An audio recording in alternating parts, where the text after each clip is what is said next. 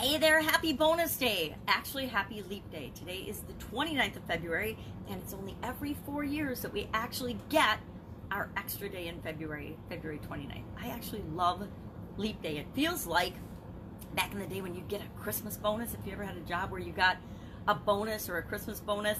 I always feel like February 29th is my bonus day every 4 years. Now, it's one bonus day every 4 years, a really great bonus. Yes, any extra time we can get is a great bonus, right? So, happy leap day. I always think of a girl I went to high school, or not to high school, a girl I went to school with all through my life, named Beth. Every leap year, every leap day, I think of her. Because I don't know very many people that were born on leap year. And it's really awesome because she's only like, how old would she be? 12. She's probably 13 or something this year, and I'm hitting the big 6-0. So, well, that's not right. 60 divided by 4 is, yeah, I guess she's still, I don't know. Anyway, I can't do it in my head, I guess. Apparently, that's amazing. That's pretty embarrassing, right? I guess she'd be 15, right? 45, I don't know. Okay, that's obviously, or 14 or 15. Now it's really frustrating me because I should be able to do that in my head. That's what happens when you have health challenges and little things that you used to be able to do just kind of are a challenge now or are harder now. I'm not going to use that as my excuse, but I guess it is my excuse. Anyway, today is an extra day. It's an extra bonus day. I love bonus days. I do challenges a lot, and I love when people build into their challenges, especially longer challenges. Not a bonus day, but, well, yeah, they're bonus days. Days or catch-up days, bonus and catch-up days. I guess I like to think of days as catch-up days more than bonus days because we're always in this continual state of evolving into something. So today is like a bonus day for our life. We get a little catch-up extra day. I remember back in some of my brick and mortar business owning days, we used to complain about February 29th whenever it would come around because it messed up our numbers and our calendars and our tracking systems year over year data. So, there's always a reason to like something, and there's always a reason to dislike something. People will always look at things from their own filter and through their own filter, and they'll have good things to say about something and bad things to say about something, and we're all, we meet somewhere in the middle. Does it matter? Not really. But what matters is what you think and how you feel about it. Today on Supersize Your Business, we talked about taking your hat off to someone or to something. Things that you would respect or admire or look up to. Or I say model, things we want to model in order to figure out, well, what's our next step? And we can figure out our next step faster if we look for people that are already having, doing, being, or achieving something that we want. And we're like, okay, here's where they are, here's where we want to be. What is the next step I need to do to get to that level of whatever? And sometimes we don't need people to model in order to make those steps and changes. Other times we do. It depends on the thing that we're trying to achieve. For example, if I want to lose weight, I'm probably going to look for somebody that I can model that's losing weight in a way, or has lost weight in a way that feels right and seems to work for me. There are literally probably hundreds of thousands of different programs out there, or at least tens of thousands of different programs and theories and diets and ways to lose weight, right? So who are you going to follow? Who are you going to model? It's up to you, but it's going to be somebody that you feel can help lead you and be the example for you in that journey, that particular journey.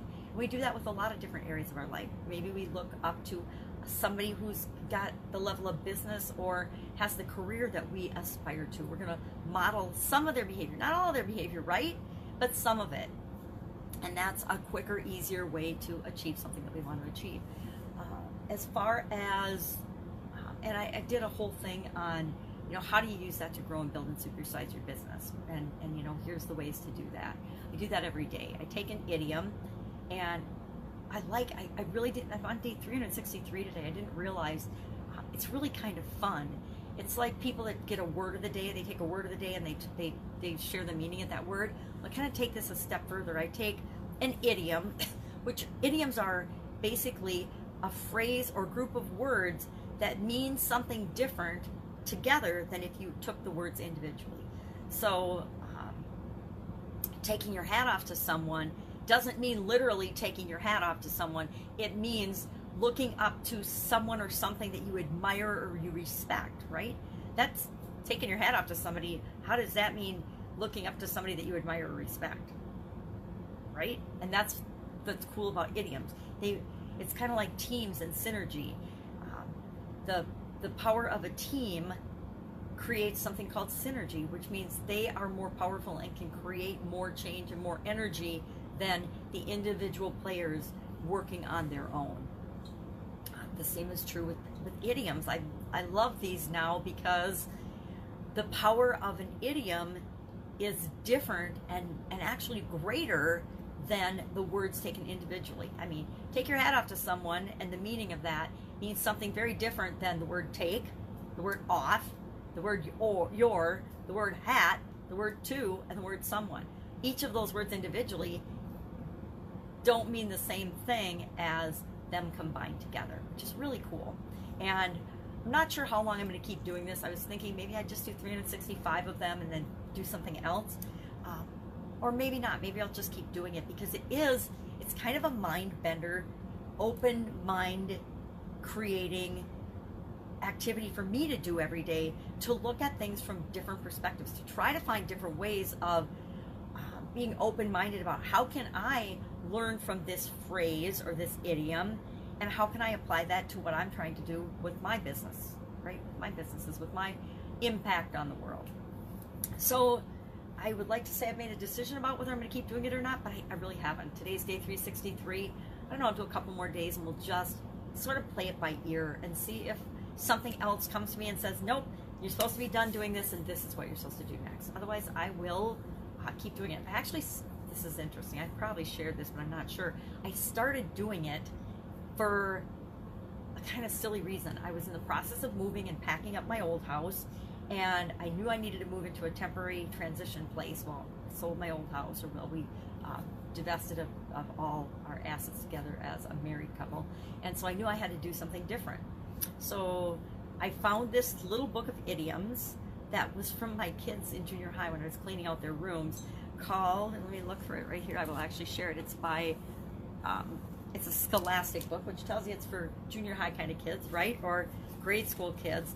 And it is the Scholastic Dictionary of Idioms, more than 600 phrases, sayings, and expressions. Now, some of them, I've learned a couple of things. I should probably wait till I'm done and I stop doing this to talk about it, but I learned a couple of really interesting things. A lot of these are negative, right? Kind of like our language. Like, I would bet at least 80% of the English language is or can be taken as negative, not positive, and about 20% positive. I think the same is true of this book of idioms. A lot of them are negative. So for me personally, it's hard to go through and pick them. I don't want to think about negative things with respect to growing and building and supersizing my business, right? You know, stuffed shirt, swan song. I mean, they're ones that I haven't used. It's because they're negative, and I'm not feeling like I want to present a negative message on a given day. Sometimes I do, but for the most part, no. And so that was interesting. But I started doing it because I wanted something to do for my Supersize Your Business group and page every day that would keep my voice going and keep me moving and give me some semblance of normalcy and consistency throughout a really chaotic time in my life. I don't know if you've ever moved before, but for me personally, moving is really, really disruptive. Physically moving locations is super disruptive and super chaotic. And as much as I try to be organized and simplify and everything, it is a huge challenge for me. I should have done a moving challenge because moving is really, really challenging for me. But I probably didn't want to share all of the drama and trauma that went with this particular move, right?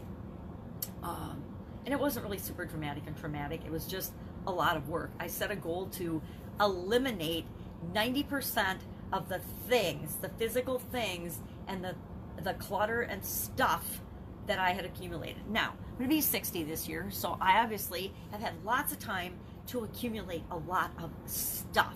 And what I found as I was doing that exercise, it was I discovered things that I had no recollection, or it took a while to trigger my memory of stuff that I had gotten and collected.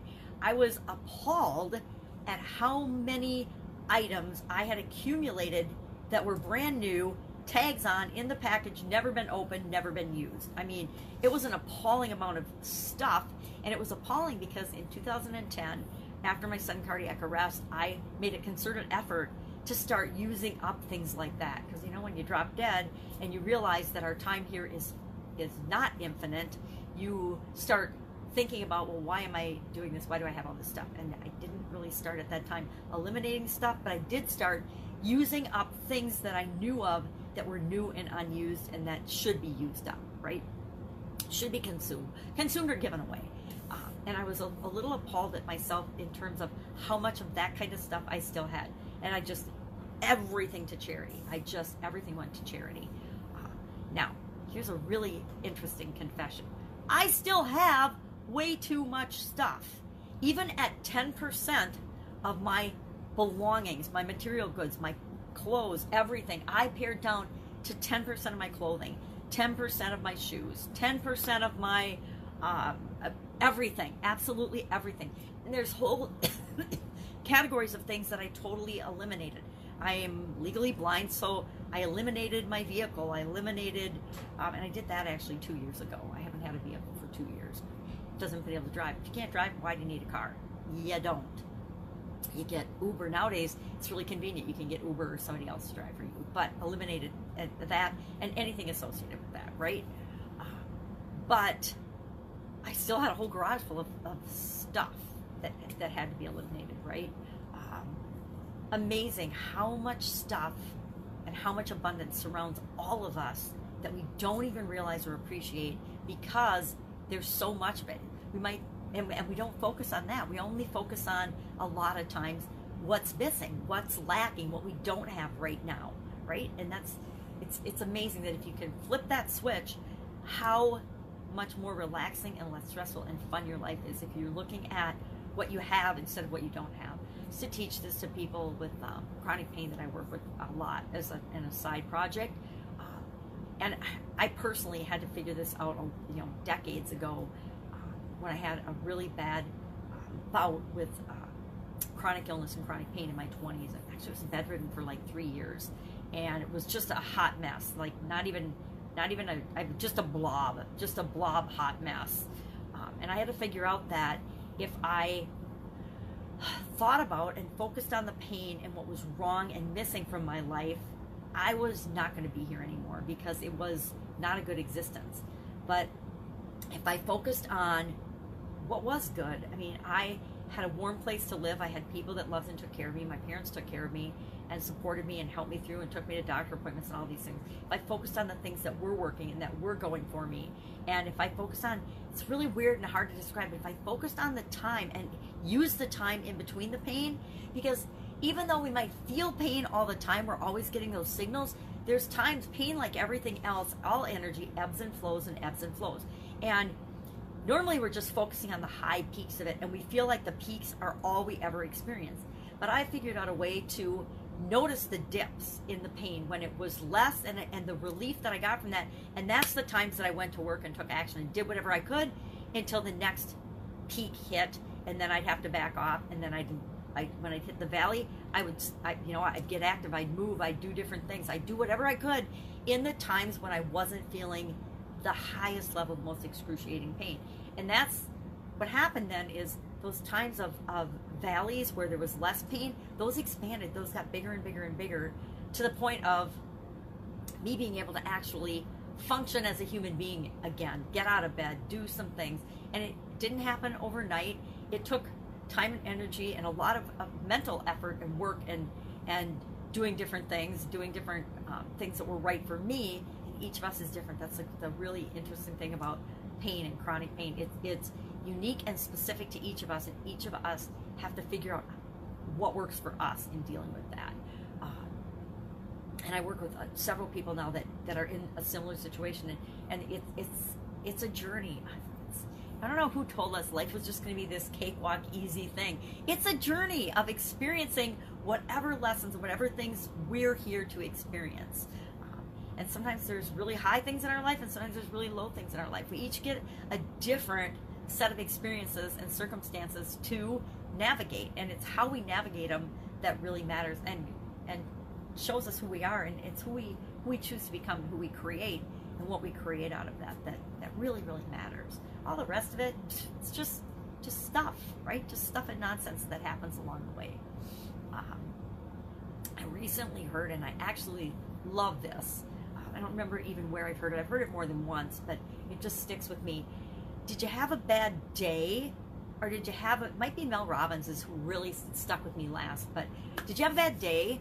Or did you have a bad 10 minutes? Did you have a bad decade? Or did you really have a bad experience that you played over and over and over and over and over and over and over in your mind and in your imagination, making it worse and worse and worse, and reliving it every second of every day for 10 years? And I will admit, if I look back now, and I didn't realize it at the time, but when I was bedridden and in chronic pain, I was reliving the peak of my pain over and over and over and over again every minute for most of that 3 years, because that's all I could think about. That's all I would let myself think about. That's all I could feel, was that level of excruciating pain, being bedridden, my life on hold and stopped, all the negative things that you could think of about that.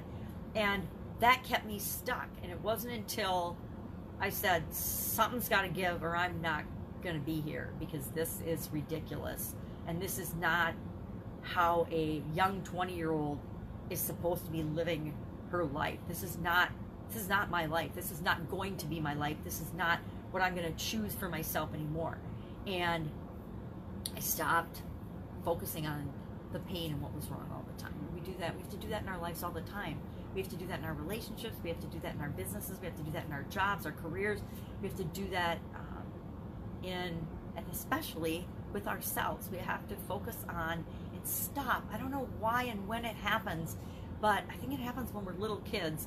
We go from this magical person that believes anything is possible, and we get that beat out of us, and we become these scared little rabbits and think that everything outside of us is more important than what's inside of us. And I think it happens at a young age, an age where we're not able to discern that it's bullshit, that we're not able to know that all the negative messages and all the nonsense that people tell us is based on their fears, their doubts, their worries, their experiences, not on ours.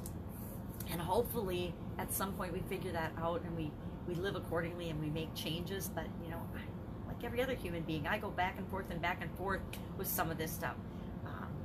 We're human. I like to think that I've dealt with certain things from my past, and then all of a sudden something random will happen and trigger an emotional response to it that I didn't even realize was still in me. It's just kind of funny.